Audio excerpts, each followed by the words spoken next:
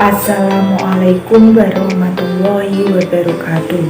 Yang terhormat Ibu Leni Kurniati MPD selaku dosen pembimbing mata kuliah teori belajar dan pembelajaran dan rekan-rekan mahasiswa yang saya banggakan.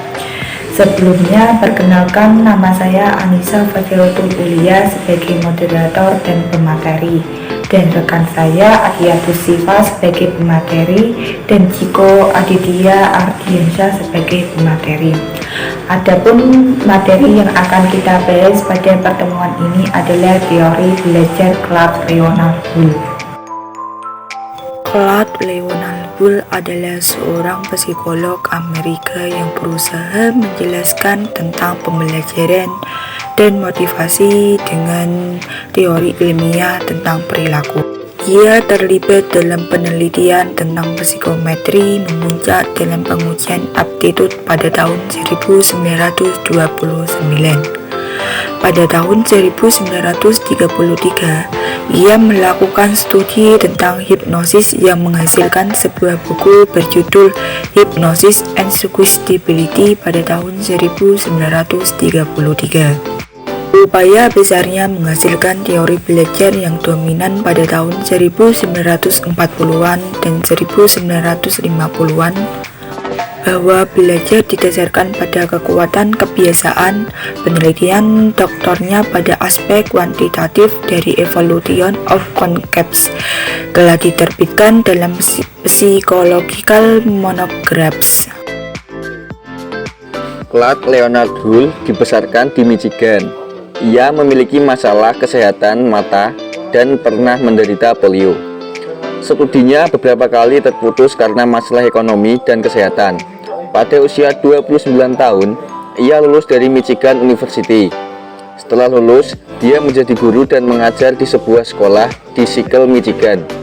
Ia berusia 34 tahun ketika ia menerima gelar PhD dalam bidang psikologi di University of Wisconsin pada tahun 1918. Segera setelah lulus, ia menjadi anggota fakultas di Universitas Wisconsin dan menjabat di sana selama 10 tahun. Pada masa itu, para peneliti biasa menggunakan 3 metode, yaitu observasi sistematis terkontrol, dan pengujian eksperimental hipotesis. Hull percaya bahwa ada metode tambahan yang diperlukan, yaitu metode deduktif hipotetiko.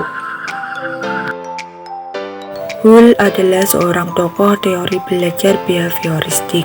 Salah satu buku yang pernah dihasilkannya berjudul Mathematical Deductive Theory of Role Learning yang ia tulis bersama-sama dengan Hofland, Peskin, dan Fitz.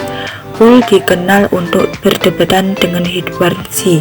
Rollman pada prinsip-prinsip behaviorisme.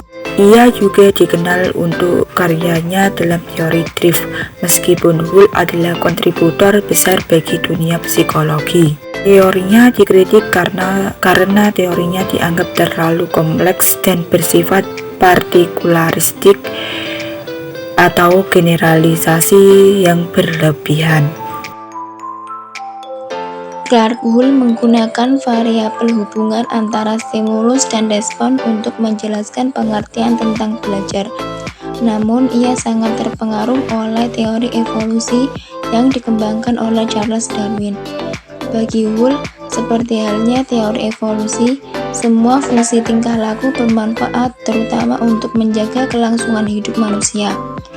Oleh karena itu, teori Hull mengatakan bahwa kebutuhan biologis dan pemuasan kebutuhan biologis adalah penting dan menempati posisi sentral dalam seluruh kegiatan manusia, sehingga stimulus dalam belajar pun hampir terpenuhi dikaitkan dengan kebutuhan biologis.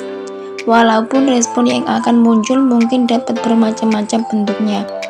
Dalam kenyataannya, teori-teori demikian tidak banyak digunakan dalam kehidupan praktis, terutama setelah Skinner memperkenalkan teorinya. Namun, teori ini masih sering dipergunakan dalam berbagai eksperimen di laboratorium.